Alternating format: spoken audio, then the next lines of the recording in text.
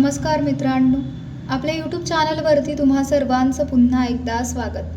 बारामतीच्या राजकीय मैदानात यंदा अनपेक्षित घडामोडी पाहावयास मिळत आहेत. उपमुख्यमंत्री सुनेत्रा पवार यांनी 6 एप्रिल 2026 रोजी बारामती पोटनिवडणुकीसाठी आपला उमेदवारी अर्ज दाखल केला.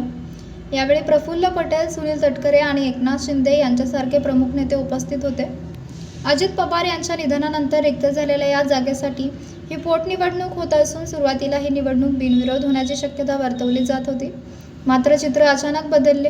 काँग्रेस पक्षाने आकाश मोरे यांना उमेदवारी देत थेट लढतीची घोषणा केली आहे. त्यामुळे बारामतीत आता राष्ट्रवादी काँग्रेस आणि काँग्रेस यांच्यात सरळ सामना रंगणार आहे. यात आता विशेष बाब म्हणजे सुनेत्रा पवार यांनी विरोधकांनी उमेदवारी न उभा करता निवडणूक बिनविरोध व्हावी अशी विनंती केली होती, पण काँग्रेसने ती मान्य केलेली नाहीये. दरम्यान या निवडणुकीत एकूण 55 उमेदवारांनी 68 अर्ज दाखल केले होते. 7 एप्रिल 2026 रोजी झालेल्या छाननीत 53 अर्ज वैध ठरले, तर 15 अर्ज विविध कारणांमुळे बाद झाले.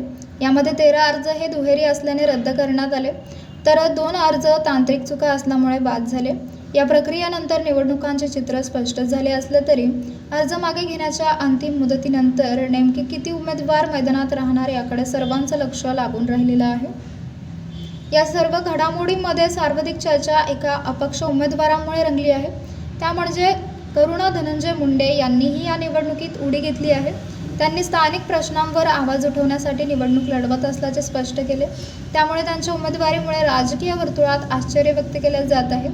त्यामुळे बारामतीतील ही निवडणूक आता अधिकच रंगतदार आणि चर्चेचा विषय ठरली आहे. तर मित्रांनो, आपल्याला काय वाटतंय? आपली प्रतिक्रिया आम्हाला कमेंट बॉक्सच्या माध्यमातून नक्कीच कळवा.